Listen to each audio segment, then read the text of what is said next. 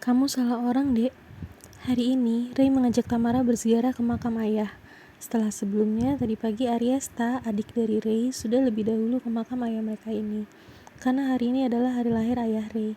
Mereka memiliki kebiasaan untuk datang ke makam ayah, mengirim doa dan mengucapkan selamat ulang tahun. Dan Tamara merasa terganggu karena ada sosok anak kecil laki-laki yang memandanginya sejak tadi.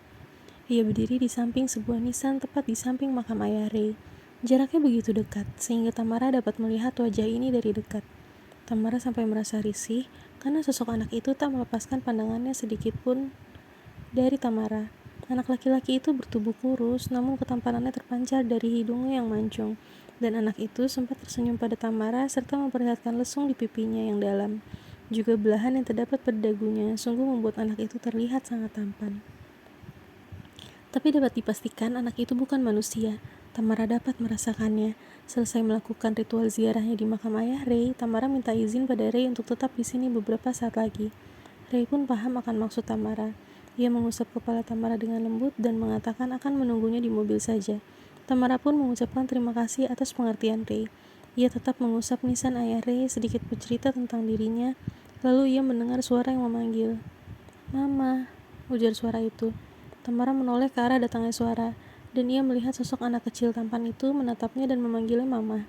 Apakah anak ini salah orang dan mengira dirinya adalah ibunya? Tamara menggeleng keras, namun tak urung memberikan senyum pada anak itu, agar anak itu tidak merasa takut. "Mama," ucap anak itu lagi, antara lirih, juga ada nada sedikit riang pada suaranya, seperti senang ketika akhirnya menemukan ibunya. "Hei, siapa namamu?" tanya Tamara. "Syabi," sahutnya. "Mama," ucapnya lagi dengan lirih. Matanya berkaca-kaca.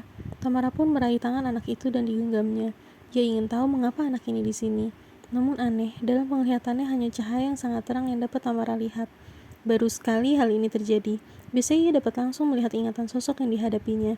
Tapi tidak kali ini. Mengapa hanya sinar yang begitu menyilaukan yang ia lihat dalam ingatan anak ini? "Mama," ucap sosok Syabi itu tetap dengan lirih seperti sebelumnya. Tamara meletakkan 2 jari telunjuknya di kedua pelipis Syabi. "Berikan aku penglihatan ingatan tentang mamamu," ucap Tamara, tapi Syabi menggeleng. "Mama," kali ini ucapnya sambil menangis. Tamara semakin bingung dibuatnya. Apa yang terjadi dengan anak ini? "Panggil aku Tante Tamara," ucap Tamara lembut namun dengan penekanan, berharap anak itu mengerti. "Tante," ucap anak itu dengan terbata, diikuti anggukan Tamara membenarkan ucapan anak itu barusan. "Ikut tante ya," tanya Tamara sambil menggenggam tangan anak itu, lalu berdiri dan membawa ia dalam gandengannya. Ia menaikkan anak itu duduk di bagian kursi penumpang belakang mobil Ray. Kemudian barulah ia duduk di kursi penumpang yang ada di samping Ray yang telah bersiap mengemudikan mobilnya. "Ada yang ikut kita?" tanya Ray diikuti dengan anggukan kepala Tamara.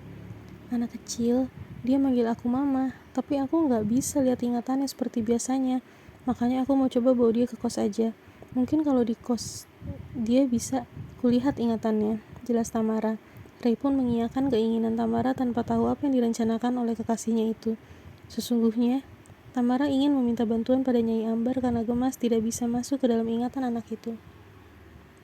Sosok yang mengaku bernama Syabi itu menatap ke sekeliling kamar Tamara.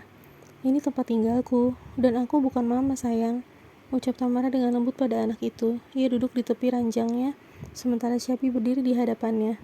Lalu mama di mana?" tanya anak itu. Tamara menghembuskan napas panjang, lalu ia memejamkan matanya dan dalam batinnya memanggil Nyai Ambar. "Nyai, aku butuh bantuanmu. Aku buntu menghadapi anak ini. Aku tidak bisa menemukan apapun dalam ingatannya," bisik Tamara dengan lirih. Ia tahu Nyai Ambar mampu mendengarnya. Dan benar saja, Nyai Ambar pun kini sudah ada di hadapannya. "Tamara, kamu memiliki wajah yang mirip dengan ibunya," ujar Nyai Ambar. Tamara menatap heran. Lalu kemana ibunya itu? Ibunya tidak pernah mencintainya. Ia anak hasil pemerkosaan. Ibunya berusaha merawatnya, tapi ia tidak tahan karena terus teringat akan orang-orang yang memperkosanya itu. Ia tidak tahu siapa di antara mereka yang merupakan ayah anak ini. Ia menyayangi anak ini awalnya, namun mulai tidak bisa menerima kenyataan ketika ingatan buruk itu terus membayanginya setiap ia lihat wajah anak ini, ujar Nyai Ambar yang disimak baik-baik oleh Tamara. Sungguh kasihan anak ini. "Syabi," panggil Tamara. Anak itu mendekat padanya. "Berapa usiamu?" tanya Tamara dan anak itu menjawab, 7 tahun. Nyai, apakah selama hidup anak ini pernah mendapat kasih sayang atau ia kerap disiksa ibunya? Tanya Tamara. Ibunya menyayanginya, Tamara. Semua dilakukan dengan usaha yang keras. Dari perjuangan dia untuk menghidupi anak ini, juga untuk menahan diri dari gunjingan orang sekitarnya. Karena anak ini tak berayah. Bisa kau bayangkan, Tamara? Tanya Nyai. Tamara berpikir sejenak dan kemudian mengangguk. Lalu bagaimana hidup anak ini berakhir? Tanya Tamara. Ketika sudah sangat putus asa, ibunya memberi racun pada anak ini. Anak ini tertidur dan tidak pernah bangun lagi. Setetes air mata turun dari pelupuk mata Tamara. Kematiannya tragis secara kejam, namun mungkin ia tidak sadar bahwa ia telah meninggal. Ia masih menyangka ia hanya sedang tertidur dan ketika terbangun mencari ibunya. Nyai, anak ini belum tahu jika dia telah meninggal ya? Tanya Tamara. Nyai Ambar pun menganggukkan kepalanya. Tamara meraih anak itu dan memeluknya.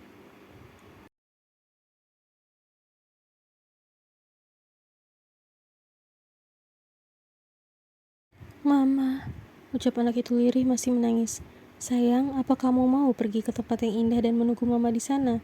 Tanya Tamara pada anak itu sambil menatap matanya lekat-lekat. Anak itu begitu tampan, namun nasibnya sungguh malang. Seringkali anak yang tidak berdosa dan tidak ingin dilahirkan malah menjadi korban keadaan. Syabi, dengar, aku bukan mamamu, tapi wajah kami memang mirip. Ikuti saran tante tadi ya, lebih baik kamu pergi ke tempat yang lebih indah, lalu tunggulah mamamu di sana. Ujar Tamara, tapi Syabi harus sabar ya sayang, tambahnya. Apa tante akan temani aku di sana? Tanyanya. Suaranya begitu jernih dan lembut. Tamara sangat gemas padanya. Ia memeluk anak itu lagi. Maaf Syabi, kalau untuk ikut tante nggak bisa. Tapi tante janji akan terus doain Syabi dari sini agar segera ketemu sama mama. Oke? Ucap Tamara. Kali ini sosok Syabi itu mengangguk. Kita naik apa ke sana tante? Tanya Syabi. Tamara pun menepuk tempat tidurnya. Sini, bobo sama tante. Nanti ketika Syabi bangun, Syabi sudah ada di sana. Ujar Tamara sambil tersenyum lembut. Syabi pun menaiki tempat tidur Tamara dan tidur pada salah satu bantal yang ada di sana. Tamara pun meletakkan badannya di samping Syabi dan memeluk anak itu, mengantar kepergiannya.